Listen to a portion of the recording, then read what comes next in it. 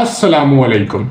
کیا آج کے دور میں بھی ہماری مدد کے لیے آسمان سے فرشتے اتر سکتے ہیں؟ سورہ آل عمران کے رکوع 13 میں اللہ تعالیٰ نے جنگ بدر اور احد کا ذکر کرتے ہوئے ان شرائط کنڈیشنز کو بیان کیا ہے جن پر آسمانی مدد اترتی ہے۔ بسم اللہ الرحمن الرحیم۔ اللہ نبی صلی اللہ علیہ وآلہ وسلم کو یاد دلاتا ہے کہ جب وہ صبح سویرے مومنوں کو جنگ احد کے میدان میں مورچوں پوزیشنز پر بٹھا رہے تھے، پھر اللہ مسلمانوں کو حوصلہ بڑھانے کے لیے جنگ بدر کی یاد دلاتا ہے، اور یقیناً اللہ نے بدر میں تمہاری مدد کی حالانکہ تم کمزور تھے۔ اللہ نے پہلے 3000 فرشتوں کی مدد کی خوشخبری دی اور پھر اسے بڑھا کر 5000 نشان زادہ مارکڈ فرشتوں تک کر دیا۔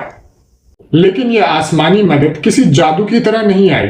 اللہ نے اس کی 2 بڑی شرطیں بتائی۔ بلا ان تصبروا وتتقوا کیوں نہیں، اگر تم صبر کرو اور تقوی اختیار کرو اور دشمن اچانک تم پر حملہ کر دے تو تمہارا رب 5000 فرشتوں سے تمہاری مدد کرے گا۔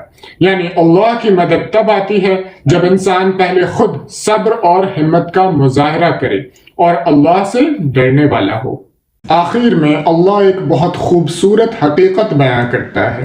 یہ فرشتے تو صرف تمہارے دلوں کی تسلی سکون کے لیے بھیجے گئے تھے، اصل میں مدد تو صرف اللہ کی طرف سے ہے جو زبردست اور حکمت والا ہے۔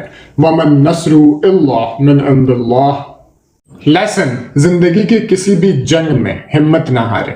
آپ کا کام صبر اور تقوی اپنا کر کوشش کرنا ہے، نتیجہ اللہ پر چھوڑ دیں۔